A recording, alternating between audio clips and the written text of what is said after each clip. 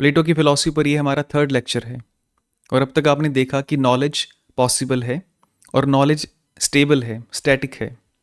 Static means fixed है। और अगर नॉलेज फिक्स्ड है तो ऐसी नॉलेज इस चेंजिंग वर्ल्ड की नहीं हो सकती। इट मीन्स ये नॉलेज किसी ऐसे वर्ल्ड की है जो चेंजलेस है। ऐसे कई आर्ग्यूमेंट्स का यूज़ करके प्लेटो अपने मेटाफिजिकल ड्यूअलिज्म को प्रूव करते हैं कि दो तरह के वर्ल्ड हैं, एक वर्ल्ड ऑफ सेंसेस और एक है world of forms. World of senses को आप फिजिकल वर्ल्ड भी कह सकते हैं या विजिबल वर्ल्ड कह सकते हैं, और वर्ल्ड ऑफ फॉर्म्स को आप इंटेलिजिबल वर्ल्ड कह सकते हैं, क्योंकि ये सिर्फ रीजनिंग से जाना जा सकता है। तो यहाँ तक हमारे जो कंसेप्ट्स हैं वो क्लियर हैं। अब ये जो वर्ल्ड ऑफ फॉर्म्स है, इसमें कई तरह की फॉर्म्स होती हैं। सबसे पहले है ज्योमेट्रिकल फॉर्म्स। प्लेटो ज्योमेट्रिकल फॉर्म्स की बात करते हैं, जैसे सर्कल, रेक्टेंगल, ट्रायंगल या स्क्वायर, या कोई भी ज्योमेट्रिकल शेप हो सकती है। और ज्योमेट्रिकल फॉर्म्स की तरह एथिकल फॉर्म्स भी होती हैं, जस्टिस, गुड, बैड, राइट या रॉन्ग। ये जो फॉर्म्स होती हैं ये एथिकल फॉर्म्स होती हैं। एथिकल फॉर्म्स की अंडरस्टैंडिंग थोड़ी सी मुश्किल है, लेकिन ये भी एग्जिस्ट करती हैं। और प्लेटो कहते हैं कि मैथमेटिक्स और साइंस में भी फॉर्म्स होती हैं। जैसे एक बायोलॉजिस्ट है, एक बायोलॉजिस्ट डिफरेंट बॉडीज़ को स्टडी करता है, लेकिन उसका एम किसी पर्टिकुलर बॉडी की अंडरस्टैंडिंग गेन करना नहीं है। डिफरेंट पर्टिकुलर बॉडीज़ को स्टडी करके वो एक यूनिवर्सल बॉडी के बारे में अंडरस्टैंडिंग गेन करने की कोशिश करता है। और प्लेटो के लिए साइंस का मीनिंग है यूनिवर्सल एंड नेसेसरी ट्रूथ्स, ऐसे ट्रूथ जो हर जगह पर सेम हैं और जिन्हें चेंज नहीं किया जा सकता। तो साइंटिस्ट इस वर्ल्ड ऑफ सेंसेस की ऑब्जर्वेशन पर एंड स्टडी के बेस पर वर्ल्ड ऑफ फॉर्म्स को समझने की कोशिश करता है। लेकिन क्वेश्चन ये है कि दोनों वर्ल्ड एक दूसरे से रिलेट कैसे करते हैं। अब जैसे मान लीजिए मैं अपने हाथ को एक लैंप के नीचे करता हूँ, तो एक शैडो बन रही है। मेरा हाथ और इस शैडो के बीच में क्या रिलेशन है? मेरा हाथ ज़्यादा रियल है और ये जो शैडो है ये इसकी कॉपी है, जिस वजह से ये कम रियल है। ये हमने डिग्रीज ऑफ रियलिटी के कंसेप्ट में समझा था। मेरा हाथ इस शैडो को प्रोड्यूस कर रहा है। अगर ये हाथ ना हो तो शैडो भी नहीं हो सकती। इट मीन्स ये शैडो अपने एग्जिस्टेंस के लिए इस हाथ पर डिपेंड है। और सबसे ज़रूरी पॉइंट कि ये हाथ इस शैडो को समझने में हेल्प करता है। अगर आप शैडो को ऑब्जर्व करते हैं, शैडो के डिफरेंट वेरिएशंस को स्टडी करते हैं, तो आप बिना हाथ को देखे भी एक मेंटल कंसेप्ट बना सकते हैं कि शैडो जिसका सोर्स है वो सोर्स कैसा होगा। मान लीजिए आप मेरे हाथ को नहीं देख सकते, ठीक है, और आपको शैडो नज़र आ रही है। अगर आप शैडो को एनालाइज करते हैं, स्टडी करते हैं, केयरफुली ऑब्जर्व करते हैं, तो आपको एक अंडरस्टैंडिंग गेन हो जाएगी कि ये जिस ऑब्जेक्ट की शैडो है वो ऑब्जेक्ट कैसा होगा। आप उस हाथ को देख नहीं सकते, लेकिन फिर भी आप अपनी रीजनिंग के बेस पर उसका एक मेंटल कंसेप्ट बना सकते हैं कि वो हाथ कुछ ऐसा होना चाहिए। और ज्योमेट्री के फील्ड में भी हम ऐसा ही करते हैं। कागज़ पर जो बहुत सी शेप्स होती हैं, सर्कल, स्क्वायर या ट्रायंगल, उनको हम स्टडी करते हैं और एक मेंटल कंसेप्ट तैयार करते हैं कि जो रियल सर्कल है वो देखा नहीं जा सकता, लेकिन वो रियल सर्कल कैसा होगा। और यहाँ पॉइंट ये है कि जब आप शैडो को स्टडी करते हैं तो आपकी अंडरस्टैंडिंग का सोर्स शैडो नहीं है। शैडो सिर्फ एक मीडियम है और अंडरस्टैंडिंग का जो सोर्स है वो हाथ है, वो ऑब्जेक्ट है जो आप देख नहीं सकते।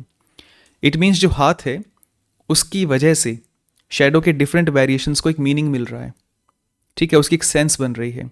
मीन्स ये हाथ इस शैडो को एक कंसिस्टेंसी दे रहा है, इस शैडो को इंटेलिजिबल बना रहा है, समझने योग्य बना रहा है। और जो लैंप की लाइट है उसको हम बाद में डिस्कस करेंगे कि इसका इस पूरे एग्जाम्पल में क्या रोल है। लेकिन आप ध्यान दीजिए कि जो हाथ और शैडो है वो दोनों इसी वर्ल्ड में हैं, इस वर्ल्ड ऑफ सेंसेस में या इस फिजिकल वर्ल्ड में एग्जिस्ट करते हैं। हाथ हायर रियलिटी है, शैडो लोअर रियलिटी है। हाथ शैडो को प्रोड्यूस कर रहा है, तो ये कॉज है और शैडो एक इफेक्ट है। शैडो की एग्जिस्टेंस इस हाथ के ऊपर डिपेंड है और ये हाथ इस शैडो को इंटेलिजिबल बना रहा है। तो ये सारे पॉइंट्स क्लियर हैं। लेकिन ये दोनों ही इस फिजिकल वर्ल्ड में एग्जिस्ट करते हैं। तो क्या ऐसा ही एग्जाम्पल आप वर्ल्ड ऑफ फॉर्म्स और वर्ल्ड ऑफ सेंसेस के बीच जो रिलेशन है उसके लिए भी यूज़ कर सकते हैं? तो इस पर प्लेटो कहते हैं कि यस, यूज़ किया जा सकता है। और प्लेटो अपनी पूरी फिलॉसफी को एक्सप्लेन करने के लिए 3 डिफरेंट मिथ्स या एनालॉजीज का यूज़ करते हैं। The divided line, the sun, the allegory of cave. और ये तीनों एनालॉजीज उनकी इस बुक में दी गई है, रिपब्लिक नाम की इस बुक में दी गई है। इस बुक में सोक्रेटिस और ग्लाउकॉन के बीच एक डिस्कशन होती है, जहाँ पर सोक्रेटिस तीनों एनालॉजीज का यूज़ करते हैं थ्योरी ऑफ फॉर्म्स को एक्सप्लेन करने के लिए, और ग्लाउकॉन यहाँ पर प्लेटो के भाई हैं। तो सबसे पहले हम द डिवाइडेड लाइन एनालॉजी को डिस्कस करते हैं। मैं इस बुक में से सिलेक्टेड पैराग्राफ्स को, सिलेक्टेड सेंटेंसेस को रीड करूँगा और हम उसको फॉलो करते जाएंगे। जैसे जैसे सोक्रेटिस कहते हैं वैसे वैसे हम उसको फॉलो करते जाएंगे। सोक्रेटिस कहते हैं कि सबसे पहले आप एक लाइन ड्रॉ कर लीजिए और उस लाइन को दो अनइक्वल सेगमेंट्स में डिवाइड कर लीजिए, दो अनइक्वल सेगमेंट्स में डिवाइड कर दीजिए। जो पहला सेगमेंट है उसको हम कहेंगे विजिबल वर्ल्ड या वर्ल्ड ऑफ सेंसेस, और जो दूसरा सेगमेंट है उसे हम कहेंगे इंटेलिजिबल वर्ल्ड या वर्ल्ड ऑफ फॉर्म्स। अब इन दोनों सेगमेंट्स को आप सेम प्रपोर्शन में, इन दोनों सेगमेंट्स को आप सेम प्रपोर्शन में फिर से डिवाइड कर दीजिए। तो ऐसे हमारे पास 4 सेगमेंट्स हो जाएंगे, A, B, C and D. Section A में इमेजेस हैं, यहाँ इमेजेस का मीनिंग है शैडोज एंड रिफ्लेक्शन। और सेक्शन बी में जो सेकंड सेक्शन है उसमें एक्चुअल चीज़ें हैं जिसकी इमेजेस आप सेक्शन ए में देख सकते हैं। तो सेक्शन बी में सभी फिजिकल ऑब्जेक्ट्स हैं, ठीक है, जो भी ह्यूमन बींग्स हैं या जो एनिमल्स हैं या फिर जो भी सब चीज़ें होती हैं वो सब सेक्शन बी में आती हैं। और फिर आते हैं सेक्शन सी में। सेक्शन सी में है mathematical and scientific concepts, mathematical and scientific concepts, या फिर आप इनको लोअर फॉर्म्स भी कह सकते हैं। और सेक्शन डी में है हायर फॉर्म्स, ठीक है। तो ये हमारा एक डिवाइडेड लाइन का डायग्राम तैयार हो गया। तो ये है द डिवाइडेड लाइन जिसमें 4 स्टेजेस हैं, और इन चारों स्टेजेस को आप कॉग्निशन के 4 लेवल भी कह सकते हैं।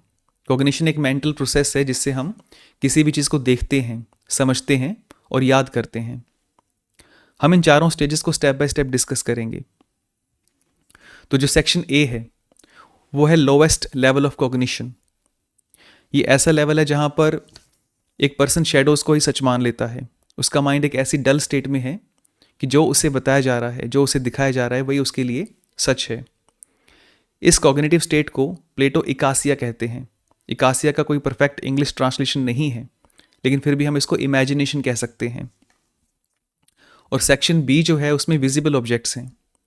जो भी पर्टिकुलर ऑब्जेक्ट्स जो आप देख सकते हो वो सारे इसी सेक्शन में आते हैं। जैसे ह्यूमंस हैं, एनिमल्स हैं, प्लांट, चेयर, टेबल, लैपटॉप, या जो भी ऑब्जेक्ट्स हमारे आसपास आप देख सकते हो वो सब सेक्शन बी में आते हैं। और इन विजिबल चीज़ों की कॉग्निशन को प्लेटो पिस्टिस या बिलीफ कहते हैं। बिलीफ हमारे सेंस एक्सपीरियंस पर बेस्ड हैं। इस लेवल पर अभी तक हमने रीजनिंग का यूज़ नहीं किया है, हम सिर्फ अपने सेंसेस का यूज़ कर रहे हैं और सेंस इन्फॉर्मेशन को ही सच मानकर चल रहे हैं।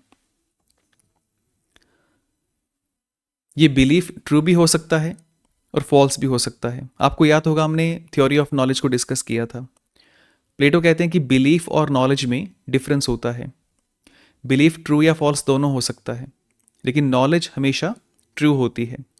और साथ ही एक और पॉइंट उन्होंने ऐड किया था, एक पॉइंट ऐड किया था कि बिलीफ के लिए एक जस्टिफिकेशन होना ज़रूरी है, तभी उसको नॉलेज कहा जा सकता है। ठीक है, प्लेटो की जो नॉलेज की डेफिनेशन है JTB, जस्टिफाइड ट्रू बिलीफ, उसके बेस पर आप समझ सकते हैं कि इस लेवल को हम सिर्फ बिलीफ कह सकते हैं। ऐसा बिलीफ जो ट्रू या फॉल्स दोनों हो सकता है और जिसका अभी तक कोई जस्टिफिकेशन नहीं है। जस्टिफिकेशन क्यों नहीं है? क्योंकि इस लेवल पर हमने अभी तक रीजनिंग का यूज़ नहीं किया है। हम रीजनिंग यूज़ नहीं कर रहे हैं, हम सिर्फ सेंसेस का यूज़ कर रहे हैं। और सेक्शन सी बहुत ही इंटरेस्टिंग है, इसमें मैथमेटिकल एंड साइंटिफिक कंसेप्ट्स हैं। यहाँ पर एक पर्सन को फॉर्म्स की अंडरस्टैंडिंग है, लेकिन एक इनडायरेक्ट वे में और इनकम्प्लीट वे में। इसका क्या मीनिंग है वो मैं आपको एक्सप्लेन करता हूँ।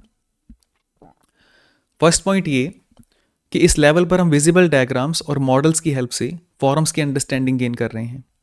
जैसे आपने देखा होगा एक मैथमेटिशियन ट्रायंगल को स्टडी कर रहा है, वो कागज़ पर ट्रायंगल का एक डायग्राम बनाता है और उस डायग्राम की हेल्प से उस ट्रायंगल की प्रॉपर्टीज़ को समझने की कोशिश करता है।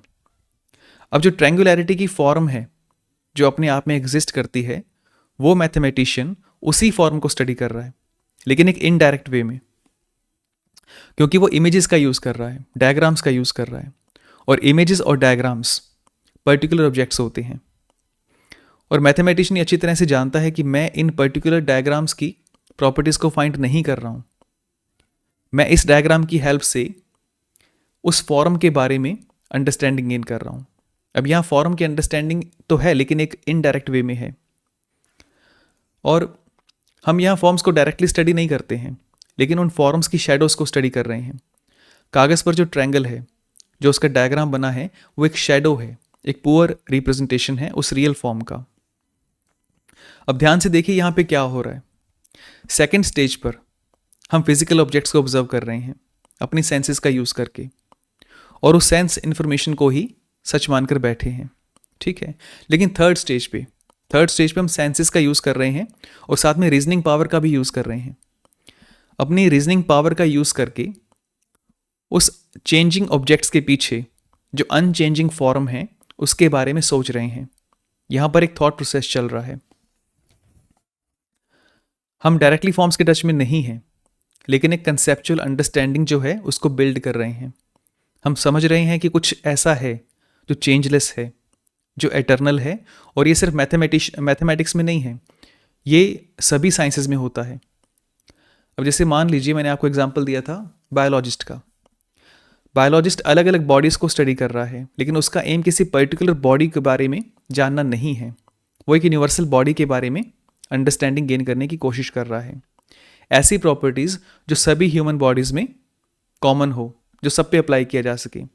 उसकी टेबल पर एक पर्टिकुलर ह्यूमन बॉडी है, वो अपने सेंसेस का यूज़ करके उस बॉडी को ऑब्जर्व करता है और साथ ही रीजनिंग का यूज़ करके जो यूनिवर्सल बॉडी है, जो यूनिवर्सल बॉडी की फॉर्म है, उसकी अंडरस्टैंडिंग गेन करता है, ठीक है। तो ये सभी साइंसेज में होता है।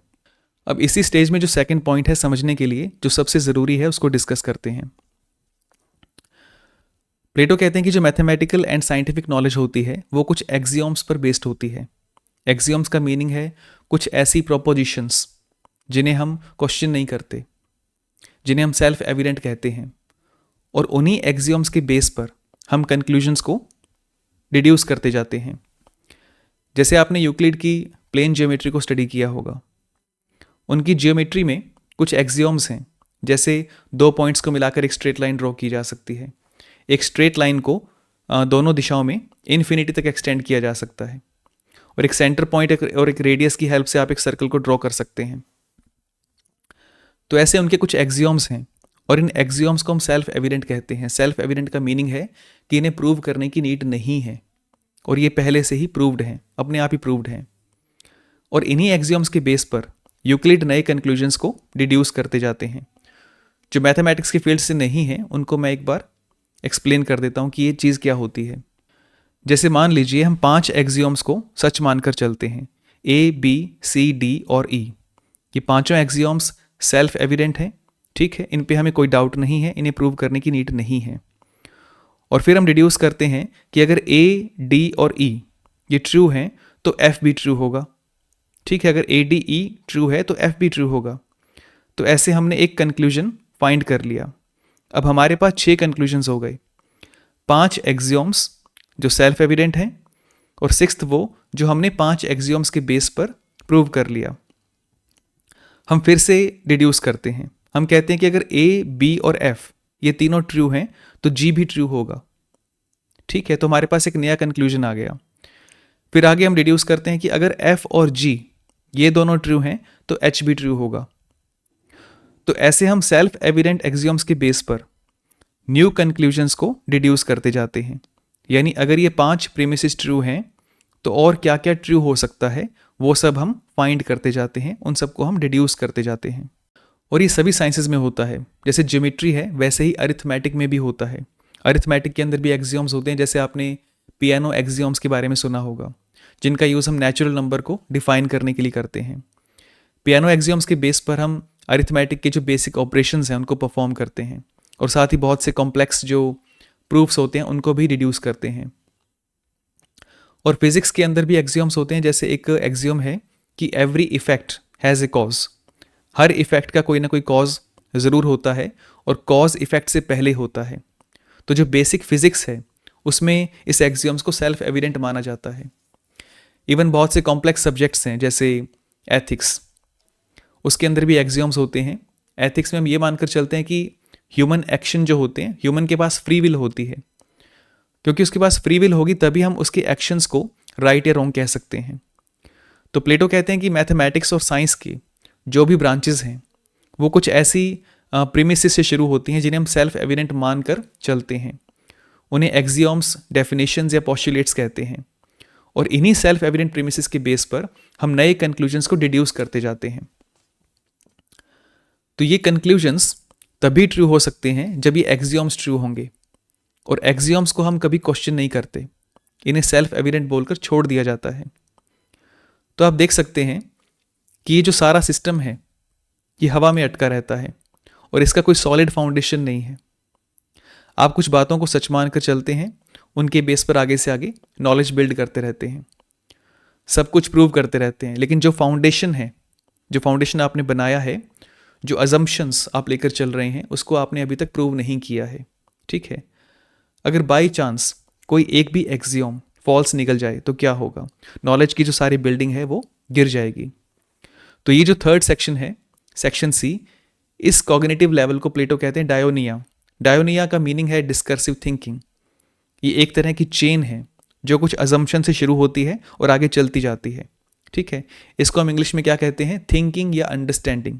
थिंकिंग या अंडरस्टैंडिंग कह सकते हैं, लेकिन ये परफेक्ट अंडरस्टैंडिंग नहीं होती, और रीज़न मैंने आपको पहले ही बता दिया है कि ये परफेक्ट अंडरस्टैंडिंग क्यों नहीं है। पहला रीज़न तो ये कि ये इनडायरेक्ट अंडरस्टैंडिंग है। हम इमेजेस और डायग्राम्स का यूज़ करते हैं, पर्टिकुलर ऑब्जेक्ट्स का यूज़ करते हैं, और फॉर्म्स को कंसेप्चुअली अंडरस्टैंड करते हैं। ठीक है, तो हमारा फॉर्म्स के साथ कोई डायरेक्ट टच नहीं है, तो ये इनडायरेक्ट है। और सेकंड रीज़न जो मैंने आपको अभी बताया कि ये नॉलेज कुछ अजम्पशंस के बेस पर शुरू होती है। हम कुछ एक्सियोम्स या पोस्टुलेट्स को सच मानकर चलते हैं और उससे नॉलेज को बिल्ड करते जाते हैं, लेकिन इन एक्सियोम्स का कोई प्रूफ नहीं है। ठीक है, कोई फाउंडेशन नहीं है। तो ये हो गया हमारा थर्ड लेवल, जिसमें मैथमेटिकल और साइंटिफिक कंसेप्ट्स आते हैं, और इन कंसेप्ट्स के कॉग्निशन को हम कहते हैं डायोनिया या थिंकिंग या अंडरस्टैंडिंग। अब आते हैं फोर्थ सेक्शन में, सेक्शन डी में। इस स्टेज में दो मेजर पॉइंट्स हैं। फर्स्ट पॉइंट ये है कि स्टेज में आप फॉर्म्स के डायरेक्ट टच में होते हो।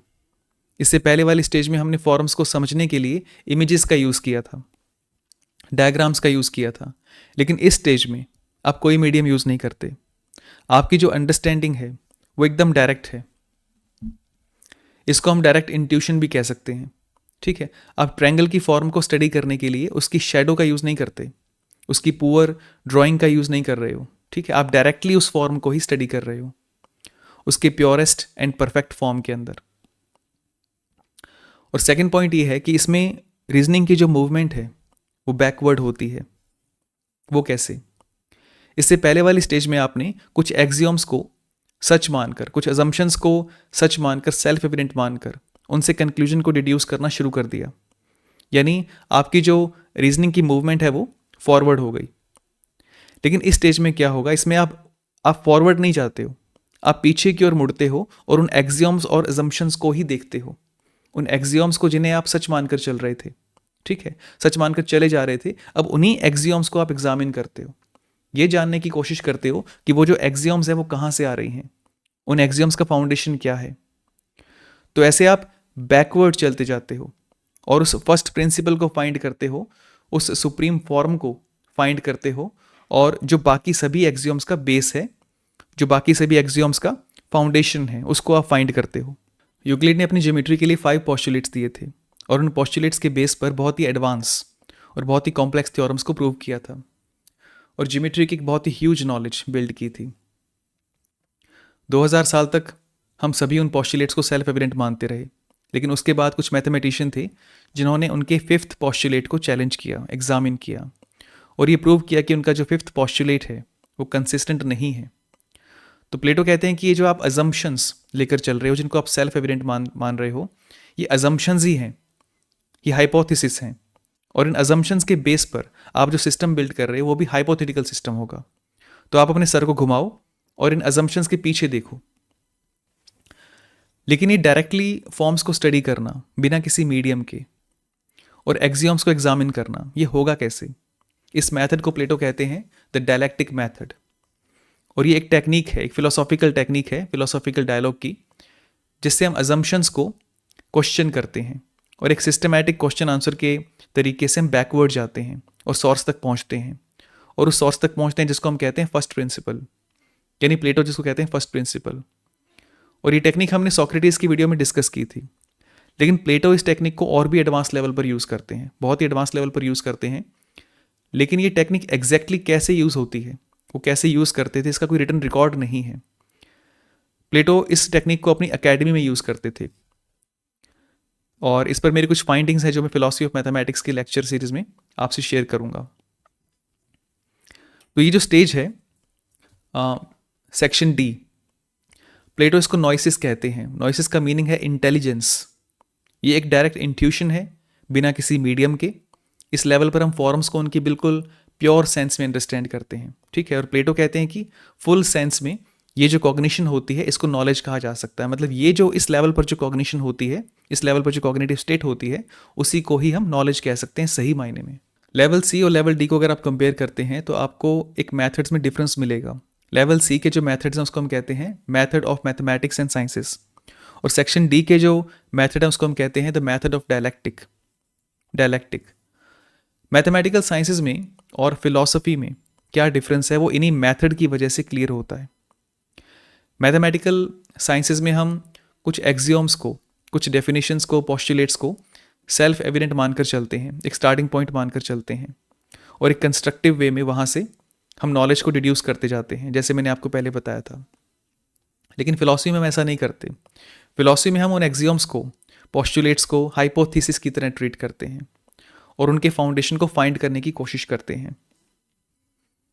जैसे अरिथमेटिक की बात करते हैं, अरिथमेटिक में आप कुछ एक्सियोम्स को बेस मानकर पूरी नॉलेज को बिल्ड करते हैं, लेकिन फिलॉसफी ऑफ मैथमेटिक्स में हम उन एक्सियोम्स को एग्जामिन करते हैं, हम उनको हाइपोथेसिस मानकर चलते हैं।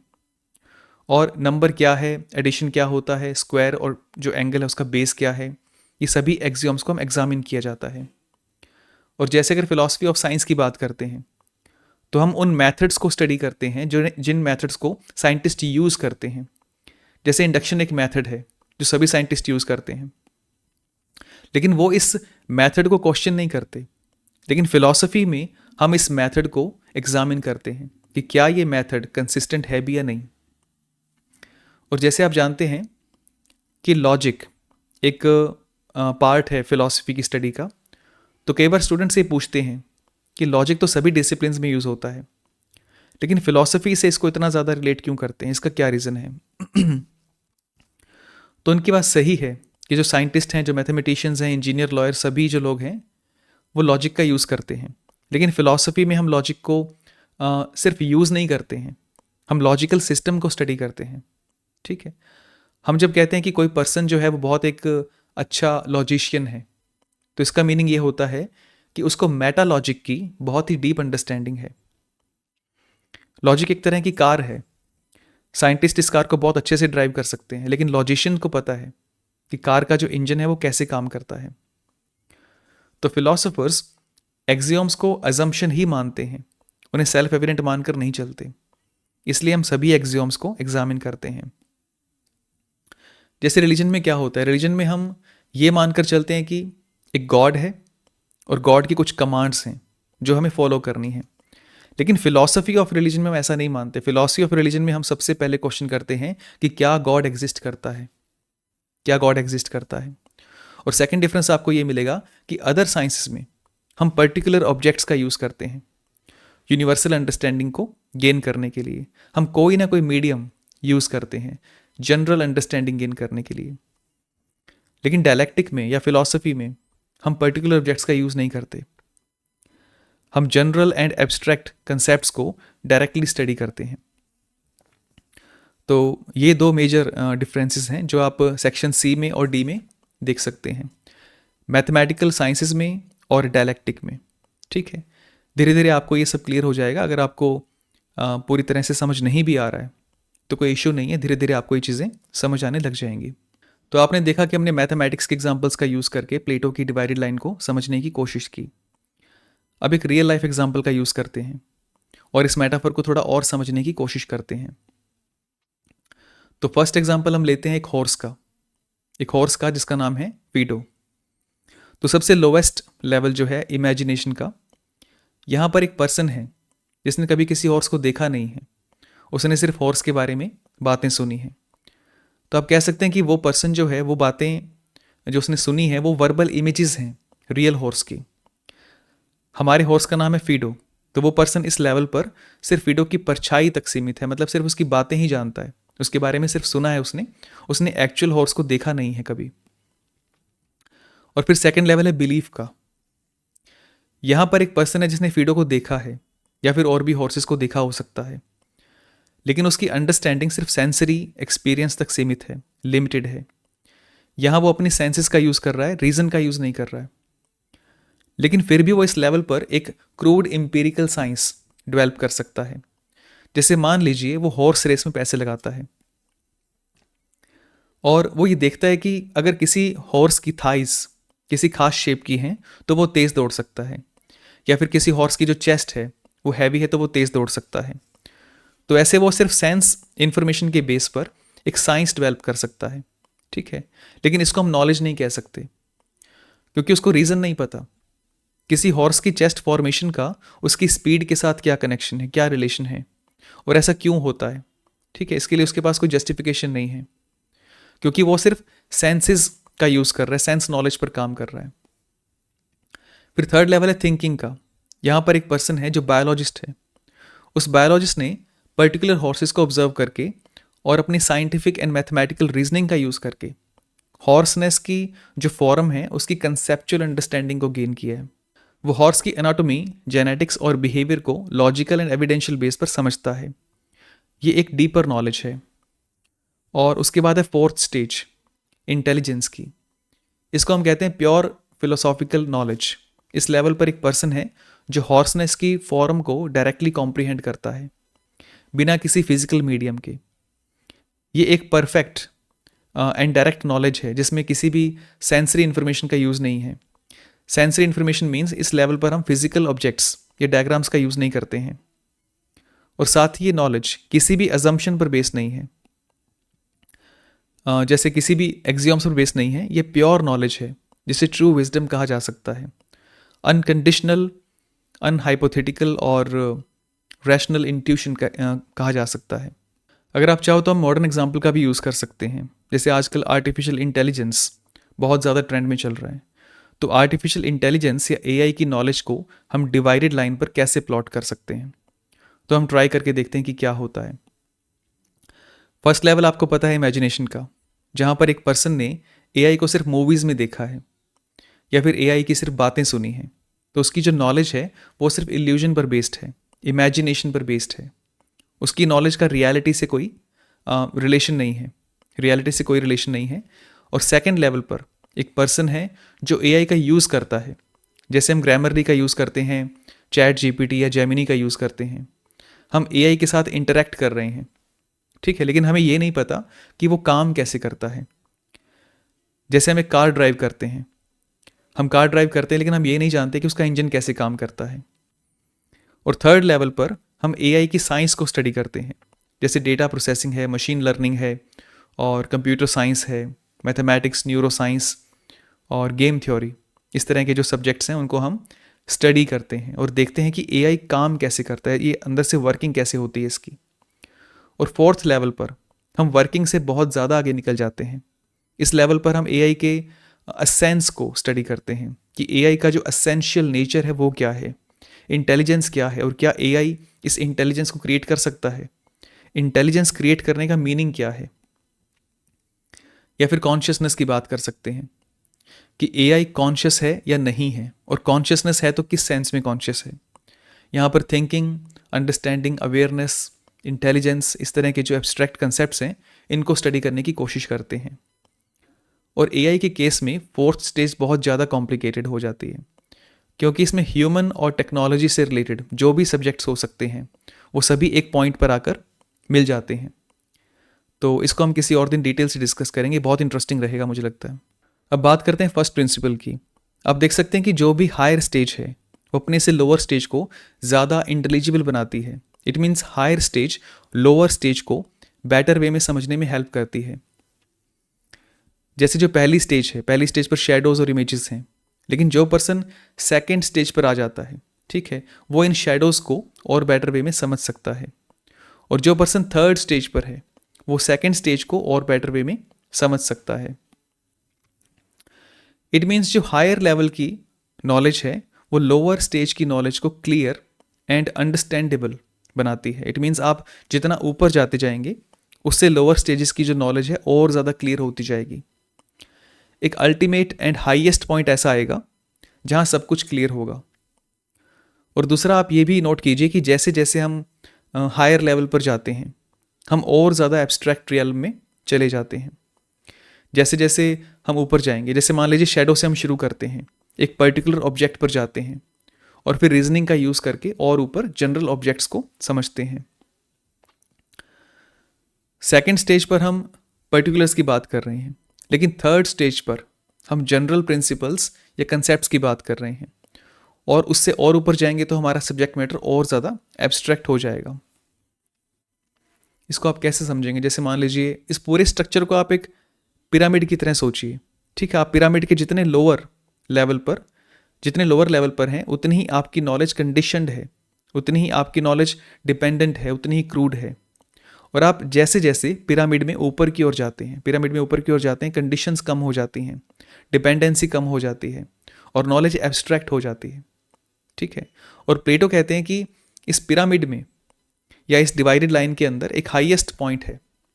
एक हाईएस्ट पॉइंट कुछ ऐसा पॉइंट होगा जहाँ से सब कुछ क्लियर हो जाएगा और इस पॉइंट को हम जान लेते हैं तो सब कुछ जान लेते हैं। वो ऐसा पॉइंट है जो अनकंडीशनड है, इंडिपेंडेंट है और एब्सोल्यूट है। और ये पॉइंट अपने आप में नोएबल है, जिसको जानने के लिए आपको किसी भी मीडियम की नीड नहीं है। ये पॉइंट अपने आप को ही एक्सप्लेन कर सकता है, इसको एक्सप्लेन होने के लिए भी किसी और नॉलेज की नीड नहीं है। तो इस तरह का ये पॉइंट है। और ये जो हाईएस्ट पॉइंट है ये फर्स्ट प्रिंसिपल है, जिसको प्लेटो कहते हैं फॉर्म ऑफ द गुड। और इस फॉर्म ऑफ द गुड को एक्सप्लेन करना बहुत ही ज़्यादा डिफिकल्ट है। तो यहाँ भी प्लेटो एक एनोलॉजी का यूज़ करते हैं। इस एनोलॉजी का नाम है द मिथ ऑफ द सन। वैसे तो ये एनोलॉजी या मेटाफर जो है इस बुक में डिवाइडेड लाइन से पहले आता है, लेकिन मुझे लगता है कि अगर हम डिवाइडेड लाइन को पहले समझ लेते हैं तो इस मेटाफर को समझना ईजी हो जाता है। और एक बार अगर ये दोनों समझ में आ गए तो थर्ड मेटाफर जो है द एलेगोरी ऑफ केव, उसको समझना और भी ईजी हो जाएगा। इस फॉर्म ऑफ द गुड या अल्टीमेट गुडनेस के बारे में जब ग्लाउकॉन पूछते हैं तो सोक्रेटिस कहते हैं कि अभी उन्हें इस गुडनेस की कंप्लीट नॉलेज नहीं है, लेकिन बार बार फोर्स करने पर सोक्रेटिस कहते हैं कि मैं आपको कुछ ऐसा बता सकता हूँ जो उस अल्टीमेट गुडनेस के बच्चे के जैसा है, जो उसको रिजेंबल करता है, ठीक है। ऐसा कहकर वो ये एनोलॉजी देते हैं। और सोक्रेटिस कहते हैं कि हमारे पास आइज़ हैं और हमारे सामने ऑब्जेक्ट्स हैं, लेकिन हमारी आइज़ उन ऑब्जेक्ट्स को देखती कैसे है? आइज़ और ऑब्जेक्ट्स से अलग ऐसी कौन सी चीज़ है जो ना हो तो विज़न पॉसिबल नहीं है। तो इस पर ग्लाउकॉन कहते हैं कि आप लाइट की बात कर रहे हैं। तो इस पर सोक्रेटिस कहते हैं कि यस, मैं लाइट की ही बात कर रहा हूँ। बिना लाइट के हमारी आइज़ कुछ देख नहीं सकती और ना ही ये जो ऑब्जेक्ट्स हैं ये अपने कलर्स को एक्सप्रेस कर सकते हैं। ये लाइट हमें विज़न प्रोवाइड करती है। फिर वो ये पूछते हैं कि इस लाइट का सोर्स क्या है। इस पर ग्लाउकॉन कहते हैं कि ये लाइट हमें सन से मिलती है, सूरज से मिलती है। इस पर सोक्रेटिस कहते हैं कि इस फिजिकल वर्ल्ड में सन इन ऑब्जेक्ट्स को एल्यूमिनेट करता है और यही सन हमारी आइज़ को विज़न देता है, जिससे हम इन ऑब्जेक्ट्स को देख सकते हैं। अब यहाँ ध्यान दीजिए कि सन की वजह से ऑब्जेक्ट्स में कलर्स हैं और सन की वजह से हमारी आइज़ में विज़न है, यानी जो देखने वाला है और जो दिखाई दे रहा है दोनों ही सन के ऊपर डिपेंड हैं। तो फिर वो कहते हैं कि जैसे इस फिजिकल वर्ल्ड में ये सन हमारी विज़न और ऑब्जेक्ट्स के लिए है, वैसे ही वर्ल्ड ऑफ फॉर्म्स में जो अल्टीमेट गुडनेस है वो उन फॉर्म्स और हमारी इंटेलिजेंस के बीच काम करती है।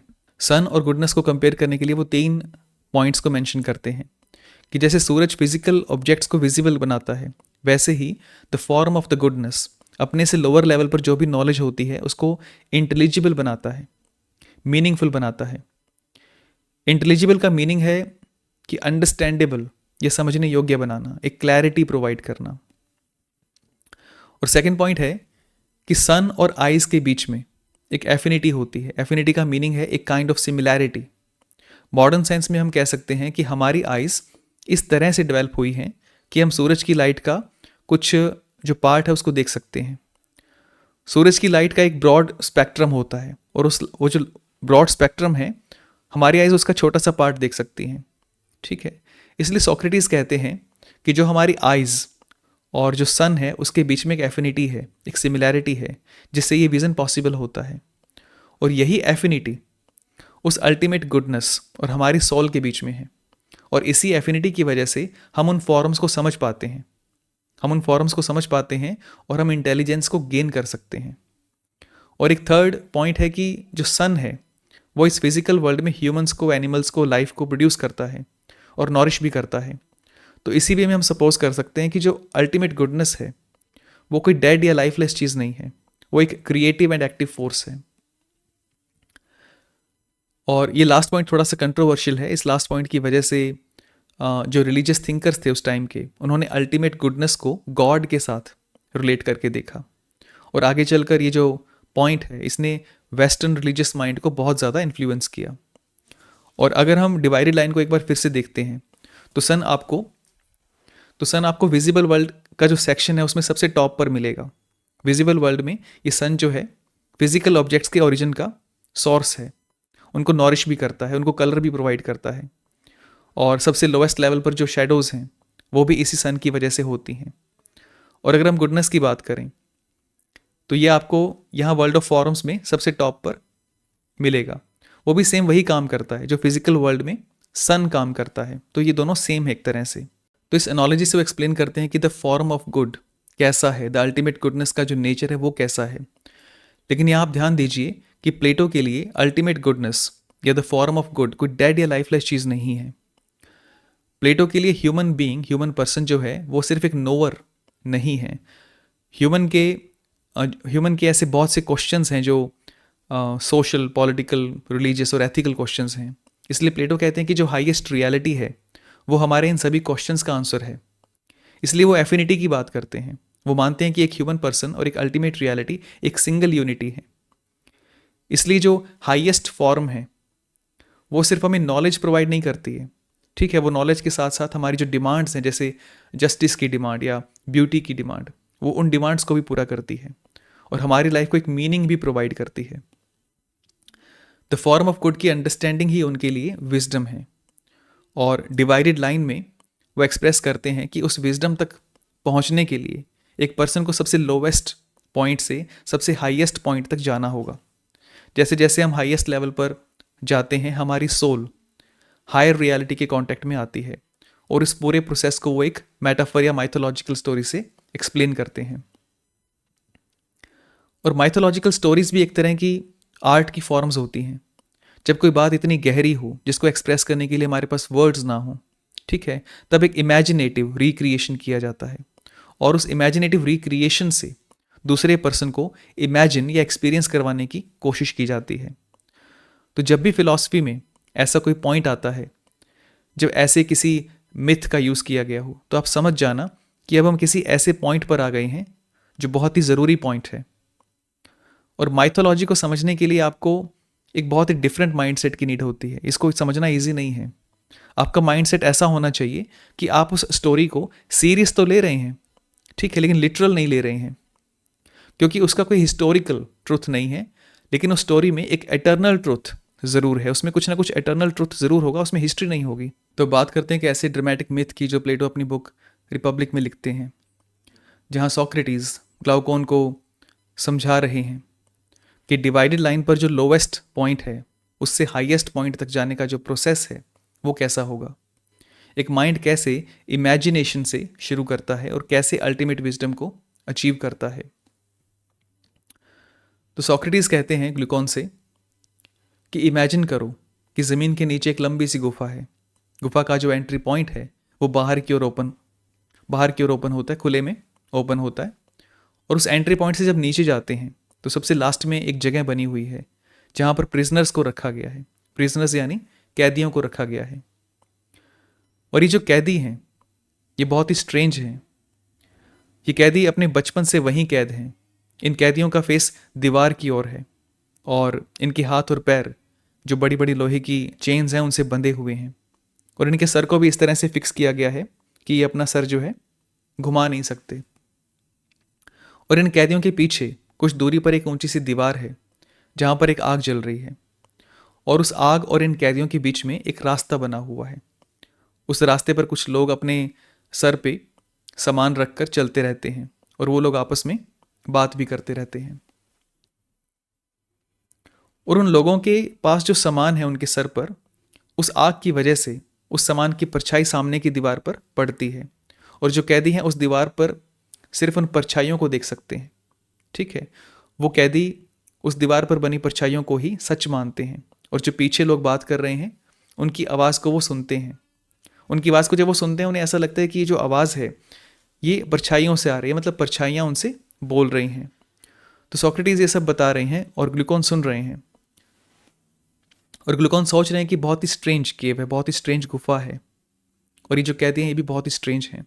सोक्रेटिस कहते हैं कि मान लीजिए कैदी कैसे भी करके अपने आप को फ्री कर लेता है, और उसके बाद वो अपने सर को घुमाकर पीछे की ओर देखता है, तो एक बार के लिए उसकी आंखें चुंधिया जाएंगी। उसकी आंखें जो हमेशा शेडोज़ को देखती रहती थी, जब लाइट की ओर देखेगी तो उसको बहुत ही पेन फील होगा, उसको आइज़ में बहुत ही पेन फील होगा। और इस एनोलॉजी को आप एक बार डिवाइडेड लाइन के साथ कंपेयर करके देखिए। जब वो कैदी चेन्स में बंधा हुआ था और शेडोज़ को देख रहा था तो वो सबसे लोवेस्ट स्टेज पे था, लेकिन अब वो कैदी जो है वो शेडोज़ को नहीं देख रहा है, वो उन रियल ऑब्जेक्ट्स को देख रहा है। ठीक है, तो यहाँ वो लाइन की सेकंड स्टेज पर आ गया है, सेकंड लेवल पर आ गया है। उसको देखने में परेशानी हो रही है, लेकिन तभी उसकी नज़र उस फायर की ओर जाती है जो उन चीज़ों के बैकग्राउंड में है, जो बैकग्राउंड में जल रही है। वो फायर इतनी तेज़ है कि उसकी आंखों में पेन होता है, वो अनकंफर्टेबल हो जाता है और कंफ्यूज होकर फिर से शैडोज़ की ओर देखने लगता है। लेकिन तभी वहाँ पर एक पर्सन आता है जो उसको खींच कर ऊपर की ओर ले जाता है, गुफा से बाहर, जहाँ सूरज की तेज़ धूप है, तेज़ रोशनी है, और बाहर की रोशनी इतनी ज़्यादा तेज़ है कि उसकी आंखें बंद हो जाती हैं। लेकिन कुछ देर के बाद वो धीरे धीरे अपनी आंखों को खोलने की कोशिश करता है। सबसे पहले वो ज़मीन पर जो पेड़ पौधे हैं उनकी परछाई को देखता है। उसके बाद वो पानी में जो आसपास की चीज़ें हैं उनके रिफ्लेक्शन को देखता है। तो ये डिवाइडेड लाइन का जो थर्ड स्टेज है, वो जहाँ पर वो रियलिटी को देख तो रहा है लेकिन इनडायरेक्ट वे में देख रहा है। शैडोज़ और रिफ्लेक्शन का मीडियम यूज़ करके वो रियलिटी को समझने की कोशिश कर रहा है। तो ये थर्ड स्टेज है, और ऐसा करते करते उसकी नज़र आसपास की चीज़ों पर पड़ जाती है। आसपास उसके लोग घूम रहे हैं और बहुत से पेड़ पौधे हैं। वो देखता है कि गुफा में जो भी चीज़ें मैं देखता था, जो जिसको मैं सच मानता था, यहाँ पर वो कोई भी चीज़ नहीं है। इसका मतलब वो चीज़ें रियल नहीं थी, रियलिटी कुछ और है। तो यहाँ वो थर्ड लेवल से फोर्थ लेवल पर जा रहा है और फॉर्म्स को समझने लगा है जो रियल हैं। धीरे धीरे उनको डायरेक्ट उनके टच में आ रहा है। और कुछ दिनों के बाद क्या होता है, उसकी आंखें थोड़ी और कंफर्टेबल हो जाती हैं, और सबसे लास्ट में वो सूरज की ओर देखता है। सूरज को देखकर उसके नेचर पर फोकस करता है, सूरज के नेचर पर कंटेम्पलेट करता है। अब वो सूरज के साथ डायरेक्ट कांटेक्ट में है। उसको शैडोज़ या रिफ्लेक्शंस की या इमेजिनेशन की नीड नहीं है, किसी चीज़ की नीड नहीं है उसको। सूरज पर ध्यान देने के बाद उसको समझ आता है कि ये जो भी चीज़ें मैं देख रहा हूँ, ये सूरज सबका सोर्स है। ये जो भी मौसम है या जो एनिमल्स हैं, ह्यूमंस हैं, इन सब का सोर्स ये सूरज है। यही सबका सोर्स है और यही सबको नॉरिश कर रहा है, सबको कंट्रोल कर रहा है। अब वो डिवाइडेड लाइन के सबसे हाईएस्ट पॉइंट पर है, और ये सूरज जिसको वो देख रहा है वो the form of the good, ये अल्टीमेट गुडनेस को रिप्रेजेंट कर रहा है। ये वो फर्स्ट प्रिंसिपल है जिसको जानने के बाद कुछ भी जानने की नीड नहीं है। जो भी नॉलेज पॉसिबल है, या जो ब्यूटी, जस्टिस, गुडनेस, मोरालिटी, या जो कुछ भी एग्जिस्ट करता है, ये फर्स्ट प्रिंसिपल उन सबका सोर्स है। ये सब देखकर एक बार वो मंत्रमुग्ध हो जाता है, लेकिन तभी उसको याद आता है कि जब वो गुफा में था तब क्या था। वो याद करता है कि कैसे हम शैडोज़ के लिए एक दूसरे से लड़ते रहते थे और कैसे हम शैडोज़ को ही रियलिटी मानते थे। तो सोक्रेटिस कहते हैं कि सोचो, अगर वो पर्सन फिर से उस गुफा में जाता है जहां वो पहले कैदी था, तो क्या होगा। जब वो रोशनी से अंदर जाएगा, अंधेरे की ओर जाएगा तो एक बार उसे कुछ दिखाई नहीं देगा, और उसके जो साथी थे जो वहाँ शेडोज़ के बारे में उससे बात करेंगे, तो लेकिन वो पर्सन उन शेडोज़ को देख नहीं पाएगा, ठीक से देख नहीं पाएगा अंधेरे की वजह से। तो उसके साथी उसका मजाक उड़ाएंगे और कहेंगे कि देखो बाहर जाने से क्या हुआ, बाहर जाने से इसकी आंखें चली गई हैं, इसकी आंखें डैमेज हो गई हैं और अब इसको कुछ नज़र भी नहीं आ रहा है। और ऐसे में अगर वो पर्सन उनके हाथ पैर खोल कर उनको बाहर ले जाने की कोशिश करे तो हो सकता है कि वो लोग उस पर अटैक कर दें और उसको मार भी सकते हैं। तो प्लेटो यहाँ शायद सोक्रेटिस की ही बात कर रहे हैं। इस बुक में सोक्रेटिस बोल रहे हैं, लेकिन इस बुक के जो राइटर हैं वो प्लेटो हैं।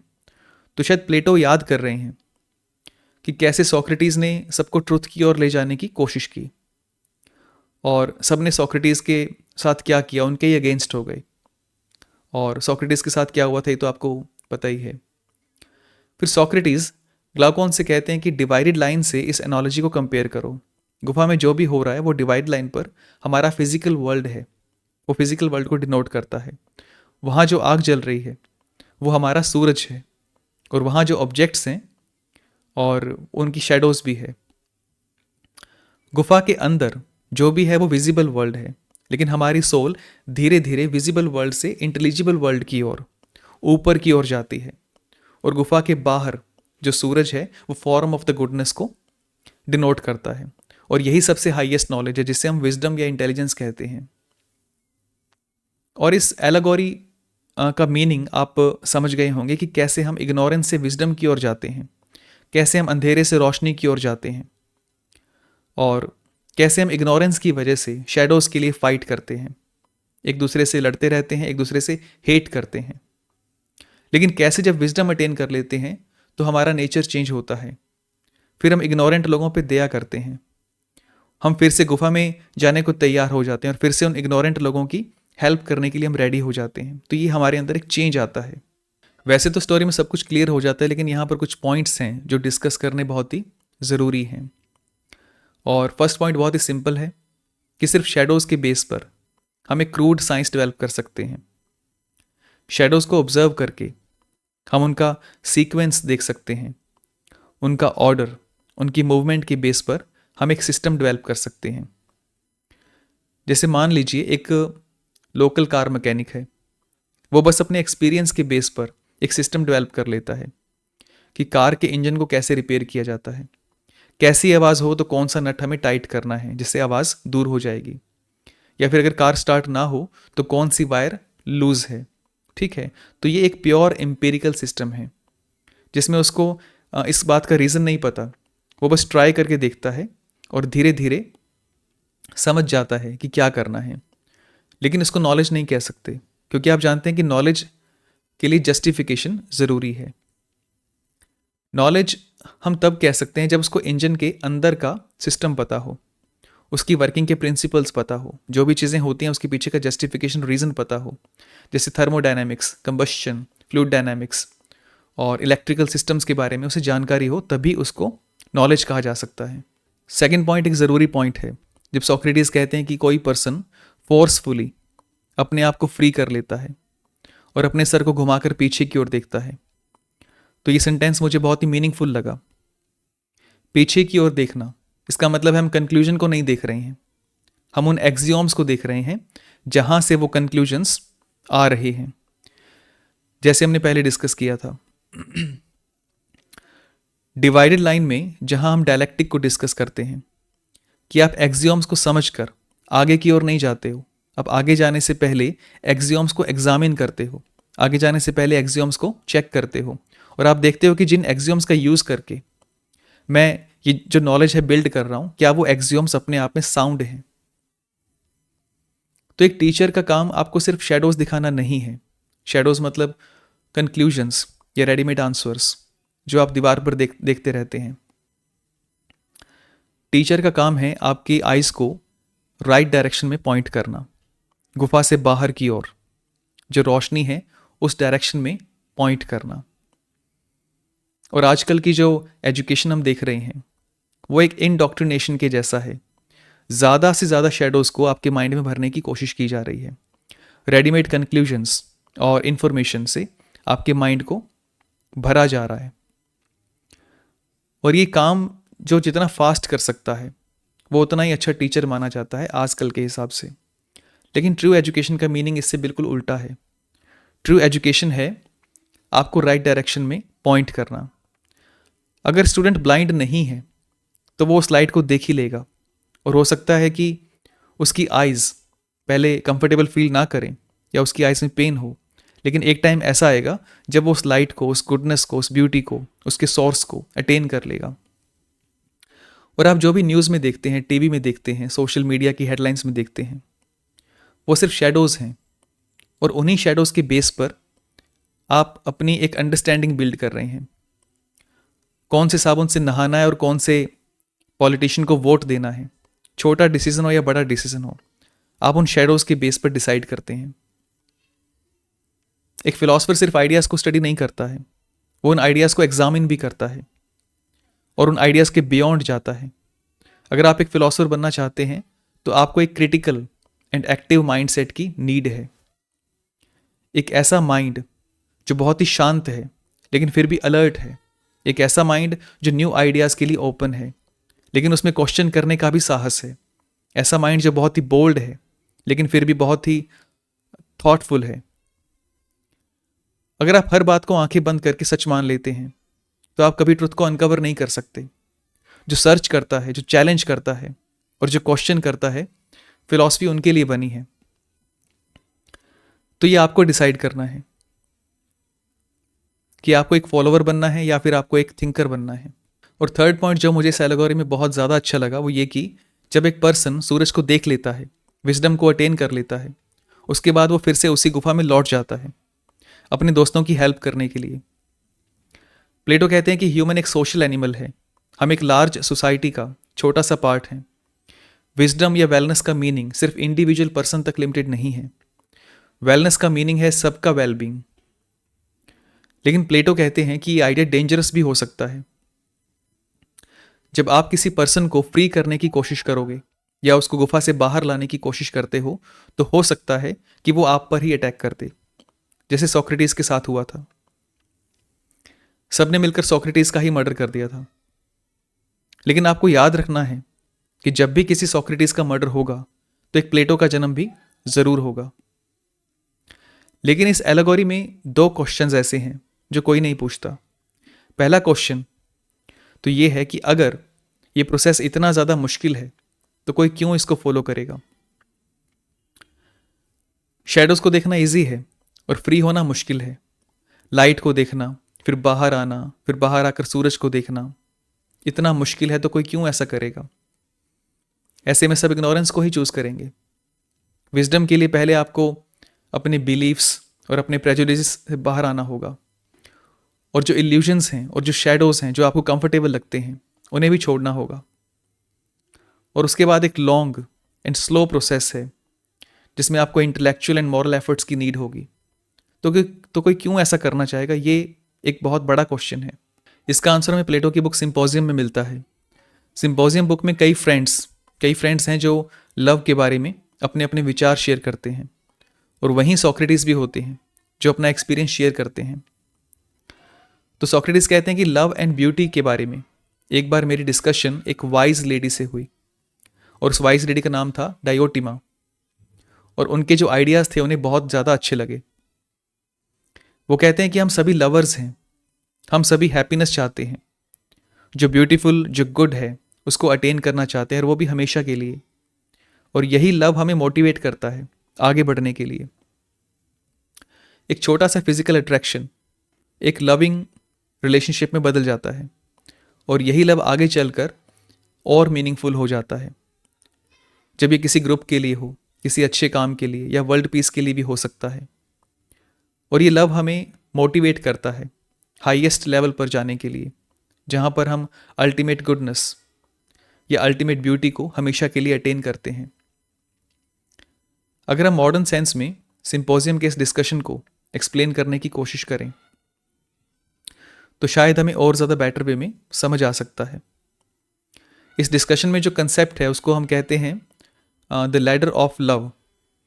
लैडर ऑफ लव जैसे मान लीजिए आप किसी से मिलते हैं और आप उनकी फिजिकल ब्यूटी से अट्रैक्ट होते हैं, लेकिन धीरे धीरे आपकी अंडरस्टैंडिंग डेवलप होती है और आप फिजिकल ब्यूटी से उनकी पर्सनैलिटी, उनके बिहेवियर और इंटेलिजेंस पर ध्यान देना शुरू करते हैं। हम फिजिकल वर्ल्ड में रहते हैं, इसलिए फिजिकल एट्रीब्यूट्स हमें पहले अट्रैक्ट करते हैं, लेकिन एक टाइम पर हम समझ जाते हैं कि फिजिकल एट्रीब्यूट्स रियल ब्यूटी नहीं है, उसके पीछे एक पर्सन भी है जो एब्स्ट्रैक्ट फॉर्म में है, जो विजिबल नहीं है। तो ऐसे आप फिजिकल ब्यूटी से इंटेलिजिबल ब्यूटी तक जाते हैं, जैसे हम डिवाइडेड लाइन में विजिबल वर्ल्ड से इंटेलिजिबल वर्ल्ड में जाते हैं। और यही लव जब और ज़्यादा एक्सपेंड होता है तो ये सिर्फ पर्सनल रिलेशंस तक नहीं रहता, ये फिर लाइफ, मोरालिटी, जस्टिस, इनको भी कवर कर लेता है और हम दूसरों की हेल्प करते हैं, हम सबकी वेलबींग के लिए काम करते हैं। ये लव ह्यूमंस को ही नहीं सिर्फ बल्कि एनिमल्स को भी, एनवायरनमेंट को भी कवर कर लेता है। लव का एक्सपेंशन इतना ज़्यादा वाइड और इतना ज़्यादा एब्स्ट्रैक्ट हो जाता है कि ये किसी पर्टिकुलर तक सीमित नहीं रहता। और एक स्टेज ऐसी आती है जब हम इंटेलिजेंस, विजडम और वर्च्यू, स्पिरिचुअलिटी और फिलॉसफी के डायमेंशन में एंटर कर जाते हैं। प्लेटो के लिए विजडम का मीनिंग है हर चीज़ को फॉर्म्स की लाइट में देखना, और स्पेशली उस हाईएस्ट फॉर्म की लाइट में जो मोस्ट ब्यूटीफुल है और मोस्ट गुड है, और ये कुछ ऐसा है जो सभी को चाहिए। यही एक विजडम है जो हमारे सारे क्वेश्चंस का आंसर है। तो ये जो फिजिकल अट्रैक्शन से अल्टीमेट ब्यूटी तक का जो सफ़र है, सेम यही शैडो से the form of the good तक का सफ़र है। रिपब्लिक में प्लेटो इस सफ़र को कॉग्निटिव वे में एक्सप्रेस करते हैं और सिंपोजियम में इसी सफ़र को एस्थेटिकल वे में एक्सप्रेस करते हैं। तो प्लेटो के लिए एपिस्टेमोलॉजी, एथिक्स और एस्थेटिक्स अलग अलग नहीं हैं। उनके लिए तीनों फर्स्ट प्रिंसिपल पर आकर मिलते हैं। The form of the good, the form of the truth और फॉर्म ऑफ द ब्यूटी उनके लिए सेम है। तो प्लेटो की नज़र में ये लव है जो हमें मोटिवेट करता है इस डिफ़िकल्ट, डेंजरस पाथ को क्रॉस करने में। और सेकंड क्वेश्चन ये है कि प्लेटो इस हाईएस्ट रियलिटी को गुड के साथ ही क्यों रिलेट करते हैं, वो इस फर्स्ट प्रिंसिपल को the form of the good ही क्यों कहते हैं। इसका आंसर हमें फीडो नाम की जो बुक है, जो डायलॉग है, उसमें मिलता है, जहाँ सोक्रेटिस एनेक्सागोरस के बारे में बात कर रहे हैं। सोक्रेटिस कहते हैं कि हर चीज़ के पीछे का जो अल्टीमेट कॉज है उसको सिर्फ फॉर्म ऑफ द गुड से ही समझा जा सकता है। जैसे अगर कोई भी चीज़ एग्जिस्ट करती है या कोई भी इवेंट हैपन होता है तो इसका क्या पर्पस है, क्या मीनिंग है। तो इसका आंसर ये है कि ऐसा होना ही सबसे हाईएस्ट गुड है। जैसे हम कह सकते हैं कि सब कुछ अच्छे के लिए होता है। जैसे सोक्रेटिस एग्जाम्पल देते हैं कि मैं यहाँ जेल में क्यों बैठा हूँ, तो इसका क्या रीज़न है। अगर एनेक्सागोरस से हम पूछते हैं कि इसका क्या रीज़न है, तो वो एक मैकेनिकल आंसर देंगे। वो कहेंगे कि सोक्रेटिस की बोन्स और उनके जो मसल्स हैं कुछ इस तरह से स्ट्रक्चर्ड हैं, तो इसलिए वो यहाँ पर बैठे हैं। तो एक मैकेनिकल आंसर है, लेकिन ये रियल रीज़न नहीं है। सोक्रेटिस वहाँ प्रिजन में इसलिए हैं क्योंकि एथेंस के लोगों को ऐसा लगा कि उनका वहाँ पर होना गुड है, और उसके बाद सोक्रेटिस वहाँ से भाग सकते थे, लेकिन सोक्रेटिस को भी ये लगा कि वहाँ से ना भागना ही गुड है। तो एनेक्सागोरस का जो आंसर है वो मैकेनिकल है और एक लिमिट तक सही है, क्योंकि बिना बोन्स और मसल्स के सोक्रेटिस वहाँ पर बैठे नहीं रह सकते। लेकिन एनेक्सागोरस का जो आंसर है उसमें कोई पर्पस या मीनिंग नहीं है। सोक्रेटिस या प्लेटो ये मानते हैं कि अल्टीमेट कॉज सिर्फ एक फिजिकल नेसेसिटी नहीं है। ये ऐसा इसलिए है क्योंकि ऐसा होना ही सबसे बेस्ट है। सबसे best means the form of the good, जो हाईएस्ट गुड है। इसलिए रियलिटी को अंडरस्टैंड करने के लिए हमें सिर्फ मैटीरियल कॉज तक सीमित नहीं रहना चाहिए, हमें उससे आगे एक पर्पस, एक वैल्यू और जो मीनिंग है उसको फाइंड करना चाहिए। वीडियो एंड करने से पहले मैं कुछ आपको क्लैरिफाई करना चाहता हूँ डिवाइडेड लाइन के बारे में। आपने देखा होगा कि हमने जो डिवाइडेड लाइन बनाई है, ड्रॉ की है, उसको हमने वर्टिकल बनाया है, उसको हॉरिजॉन्टल नहीं बनाया। लेकिन आपकी जो बुक्स हैं, इंट्रोडक्टरी बुक्स होती हैं जो, उसमें आपको ये हॉरिजॉन्टल मिल सकती है। लेकिन वैसे ही फ़र्क नहीं पड़ता कि आप किस तरह से इसको ड्रॉ करते हैं। लेकिन वर्टिकल लाइन जो है वो रिपब्लिक बुक के अकॉर्डिंग है, क्योंकि सोक्रेटिस जब बात करते हैं इस लाइन के बारे में, इस बुक के अंदर, रिपब्लिक बुक के अंदर, तो वो लोअर और हायर इस तरह से बात करते हैं कि lower part higher part, lower segment, higher segment. ठीक है, तो लाइन को वो इस तरह से बताते हैं। तो लोअर और हायर इन वर्ड से हमको समझ में आता है कि ये लाइन जो है ये वर्टिकल है, हॉरिजॉन्टल नहीं है। और दूसरा पॉइंट आपको बताना चाहता हूँ कि आपकी बुक्स के अंदर ऐसा हो सकता है कि सबसे लोवेस्ट पार्ट जो है ये सेक्शन ए, इसकी लेंथ आपको ज़्यादा लग सकती है, और सबसे ऊपर वाला जो पार्ट है डी, उसकी जो लेंथ है आपको कम मिल सकती है। लेकिन इसमें ऐसा नहीं है, क्योंकि ये जो ड्राइंग है, ये जो डायग्राम है हमारा, ये बुक के अकॉर्डिंग है। बुक में सोक्रेटिस साफ साफ कहते हैं कि जो सेक्शंस की लेंथ है, हर सेगमेंट की जो लेंथ है, वो उस लेवल की क्लैरिटी और डिग्री ऑफ रियलिटी के ऊपर डिपेंड है। मतलब उसकी क्लैरिटी और डिग्री ऑफ रियलिटी को शो करती है। तो ये जो लोवेस्ट पार्ट है इसका, यहाँ पर हमारी नॉलेज सबसे कम क्लियर है, क्योंकि ये इमेजिनेशन की बात चल रही है, तो यहाँ पर क्लैरिटी बहुत ही कम है। और ये शेडोज़ है, इसलिए इसकी रियलिटी भी कम है। तो इसलिए इसकी जो लेंथ है वो छोटी रहेगी। ठीक है, और यहाँ पर जो हाईएस्ट लेवल है इंटेलिजेंस का, यहाँ पर क्लैरिटी भी बहुत ज़्यादा है, और यहाँ पर जो फॉर्म्स हैं उनकी रियलिटी भी ज़्यादा है। ठीक है, इसलिए इनकी लेंथ जो है ज़्यादा रहेगी। और ये जो लेंथ का कंसेप्ट है कम या ज़्यादा का, ये बुक में दिया गया है रिपब्लिक में। अगर आप ध्यान से इस बुक को रीड करते हैं तो आपको ये दोनों ही चीज़ें इस बुक में मिल जाएंगी, हायर और लोअर। इससे हमें पता चलता है कि लाइन जो है वर्टिकल है, और किसी भी सेगमेंट की जो लेंथ है वो उसकी क्लैरिटी, नॉलेज की क्लैरिटी और डिग्री ऑफ रियलिटी को रिप्रेजेंट करती है। तो उससे हमें समझ में आया था कि उसकी लेंथ कहाँ कम और कहाँ ज़्यादा होनी चाहिए। तो जो आपकी इंट्रोडक्टरी बुक्स हैं, आप कोई भी बुक रीड कर रहे हैं तो आपको कन्फ्यूज़ होने की नीड नहीं है। और ये जो हमने डायग्राम बनाया है, ये इस सोर्स बुक के अकॉर्डिंग है। जो प्लेटो की बुक है हम उसके अकॉर्डिंग चल रहे हैं, हम किसी और चीज़ को फॉलो नहीं करेंगे, क्योंकि मेरी आदत है कि जो सोर्स बुक में लिखा है मैं उसी को फॉलो करता हूँ। कोई कैसा भी डायग्राम बना रहा है उससे मुझे कोई मतलब नहीं है। तो इस वीडियो में इतना ही। Thank you so much for watching this video.